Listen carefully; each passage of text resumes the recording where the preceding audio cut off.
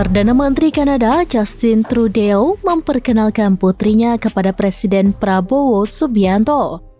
Momen ini terjadi di sela acara gala dinner epic di Istana Kepresidenan Peru pada Jumat 15 November malam. Dalam unggahan YouTube Sekretariat Presiden, Prabowo hadir menggunakan setelan jas berwarna biru tua dan berpeci hitam. Prabowo tampak akrab dan berbaur dengan para pemimpin dunia. Ia juga terlihat bergandengan tangan sambil bercengkrama dengan Presiden Amerika Serikat Joe Biden. Sementara di samping mereka ada Perdana Menteri Kanada Justin Trudeau. Setelah Prabowo dan Joe Biden berbicara, tampak Justin Trudeau merangkul pinggang Prabowo. Kemudian Perdana Menteri Kanada itu memperkenalkan putrinya yakni Ella Grace yang masih berusia 15 tahun kepada Prabowo. Diketahui Trudeau memiliki 3 anak yakni Xavier, Ella Grace, dan Hedrin. Dia memang kerap mengajak anaknya bepergian. Seperti pada September 2023 lalu, Justin Trudeau mengajak anak sulungnya Xavier di gala dinner KTT ke-43 ASEAN di hutan kota GBK, Senayan, Jakarta. Kali ini Trudeau mengajak anak gadisnya itu ikut mendampingi selama mengikuti pertemuan para pemimpin negara-negara anggota APEC di Peru.